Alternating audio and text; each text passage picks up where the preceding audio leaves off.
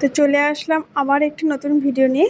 তো আজ আমি করব ফুলকপি বাটি চচ্চড়ি। তার জন্য এখানে সমস্ত কিছু উপকরণ নিয়ে নিয়েছি। তো এবারে এর জন্য ফার্স্টে এখানে আমি মশলা বাটছি। মশলার মধ্যে শুধুমাত্র সর্ষেই নেব।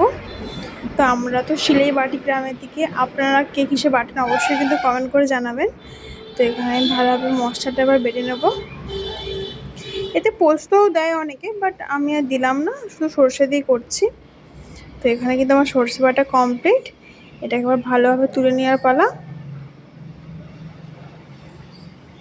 আর লঙ্কা বাটলেও হয়, কিন্তু আমি ভয়ে লঙ্কা বাটি না, কারণ ভীষণ হাত জ্বালা করা। আর এই গরমের মধ্যে হাত জ্বালা করা মানে বুঝতেই পারছেন কী অবস্থাটাই না হবে। তো তাই আর কি। তো এখানে আমি এবার মশলাটা বেটে নিয়েছি। তো এবার আমি সমস্ত কিছু উপকরণ একসাথে সাজিয়ে নিয়েছি, কারণ এটা হচ্ছে কোনো কষা হবে না। তো এটাকে সব মাখিয়ে একেবারে কড়াতে তোলা হবে, তার জন্য আর কি। তো এখানে আমি সরষের তেল নিয়ে নিলাম অল্প করে কিছু, আর নিলাম লবণ, আর নিচ্ছি এখানে অল্প করে একটু লঙ্কার গুঁড়ো। কাঁচা লঙ্কা আমি অনেকগুলো দিয়েছি, তবুও একটু লঙ্কা গুঁড়ো দিচ্ছি, কারণ ঝাল ঝাল খেতে ভালো লাগে। আর নিচ্ছি হলুদ গুঁড়ো। হ্যাঁ, আপনারা হয়তো অনেকেই বলতে পারেন চামচ ইউজ করো না কেন। তো চামচ থেকে আমরা এর মধ্যে হাতের একটা মাপ পেয়ে যাই, তো আর দিলাম না তাই।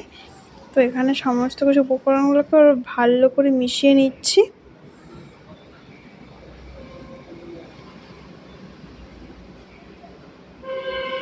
একটু জলটা বেশি হয়ে গেছে। তো এখানে আমার মাখানা কমপ্লিট।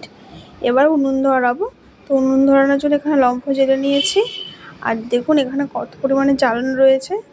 তো এবার উনুনের মধ্যে অল্প কিছু জ্বালান দিয়েছি।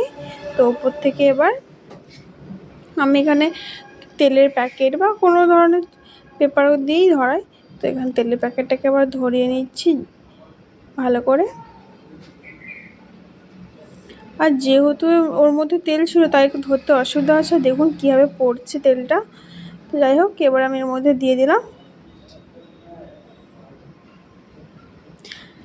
আর এমনি হলে অনেকে আবার কাগজ দিয়েও ধরে, কাগজ দিয়েও হয়, কিন্তু পলিথিন দিয়ে ধরালে খুব তাড়াতাড়ি ধরে যায়, তার জন্য আর কি। তো দেখুন আমার কাছে আরও কিছু পলিথিন ছিল, সবগুলো দিয়ে দিলাম এর মধ্যে এক এক করে। তো ভালোভাবে ধরে যাবে। ম্যাগির প্যাকেট একটা পড়েছিল, ওটাও দিয়ে দিলাম। এবার অপেক্ষা করতে হবে উনুনটা ধরার।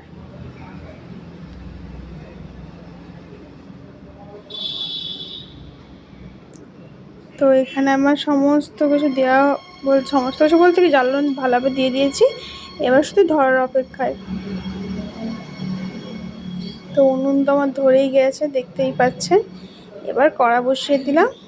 কড়ার মধ্যে অল্প করে একটু সরষের তেল দেবো। যেহেতু এটা কষানো হয় না, তবু ফোড়ন যেহেতু দিতে হয়, তার জন্য সামান্য আর কি। তো এবার এর মধ্যে আমি গোটা শুকনো লঙ্কা, 5 ফোড়ন আর 2টো তেজপাতা দিয়ে দিয়েছি। এটা ভালো করে নেড়ে নিলাম। এবার এর মধ্যে মাখিয়ে রাখা ফুলকপির মিশ্রণটা এর মধ্যে দিয়ে দিলাম সমস্তটা। আর এখানে আমি অল্প কিছু একটু বেগুনও দিয়েছি, কারণ বেগুন দিলে তরকারিটা মাখো মাখো ভাব হয়, তো খেতে আরও ভালো লাগে। তো এবার এটাকে সব ভালো করে মিশিয়ে নিয়ে ঢাকা দিয়ে দেব। এটাকে ঢাকা দিয়ে এবারে করতে হবে ভালোভাবে।